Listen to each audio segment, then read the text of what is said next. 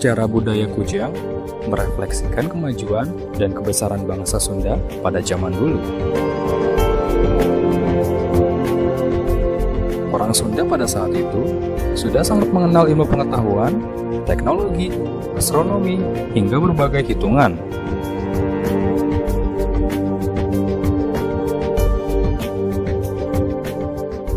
Dalam pandangan kita saat ini seolah-olah ilmu atau seni metalurgi itu ya berkembang saat ini, dan ya tentang kecanggihan tentu saja ya dengan adanya semacam alat-alat canggih untuk menempa besi, tentang tingkat ketinggian suhunya.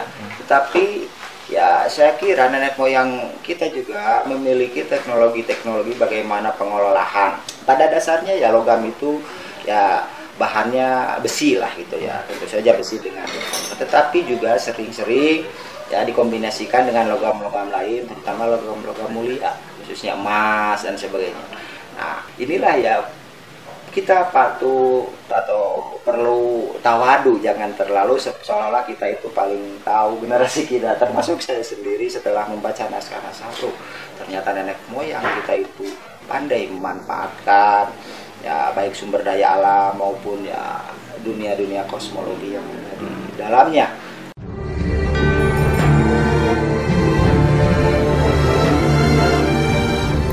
Kesulitan membuat pusaka Kujang dari pamor memang tidak semua orang bisa membuatnya. Yang pertama, harus tahu dulu ilmunya, yaitu teknik pamor, karena tidak bisa dilibatkan satu orang atau dua orang saja jika membuat kujang pamor.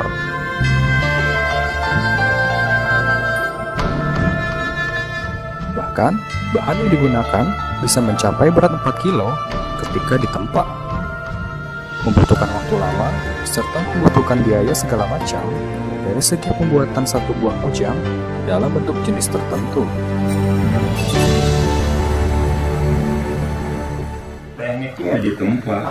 Sekarang kan menggunakan ditempa dulu, setelah dibentuk, ya ada sambil ditempa. Lalu ini ada bahan besi, bahan baja, jelas lebih sulit menggunakan bahan baja karena baja itu keras. Lebih sulit lagi kalau kujang ini bahannya paduan besi dan baja. Kalau warang itu nanti untuk memperlihatkan pamor. Kalau besi paduan direndam di asam. Kujang lahir dari karya cipta Guru Teupa yang dibuat dari logam dengan seni teknologi metalurgi tinggi. Dalam sebilah kujang, terdapat proses pembuatan yang rumit dan laku spiritual yang dalam. Ketika membuat kujang pusaka yang berfungsi sebagai gegaman, masih memakai aturan kuno, yang penempaannya dilakukan pada setiap hari Senin dan Kamis, yang selalu disertai dengan puasa mutih, yaitu hanya minum air putih dan nasi putih saja.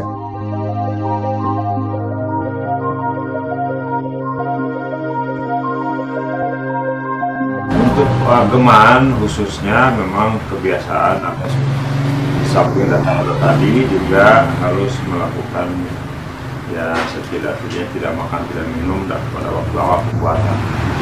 Itu yang akan dipegang oleh seseorang.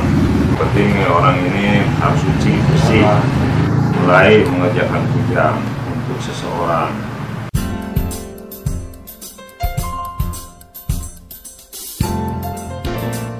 Hal ini didasarkan pada tradisi leluhur bahwa dalam proses pembuatan kujang dapat berbentuk sempurna.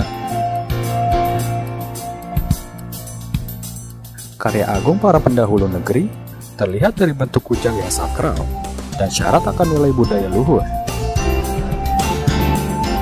Dengan melahirkan karya cipta, hal ini dapat terlihat dari keanekaragaman bentuk kujang, serta nilai-nilai seni, ketekunan, ketelitian, dan kesabaran sehingga memancarkan keindahan.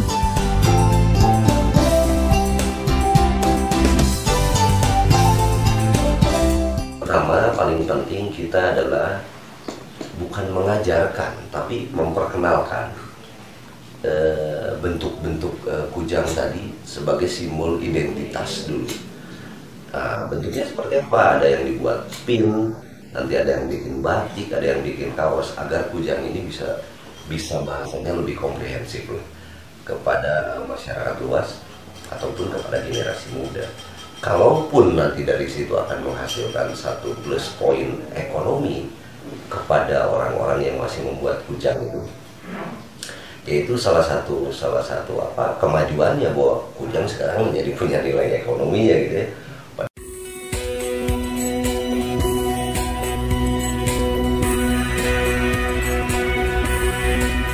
Kujang adalah identitas bangsa Sunda yang kini masih dipertahankan dan dibuat beragam macam seperti aksesoris dan lain-lain yang kini mempunyai nilai ekonomi yang tinggi.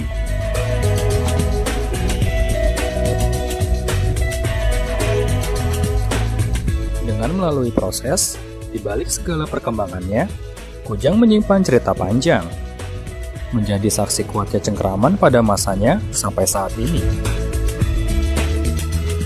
Kini, kujang menjadi warisan budaya bagi masyarakat Jawa Barat di masa sekarang.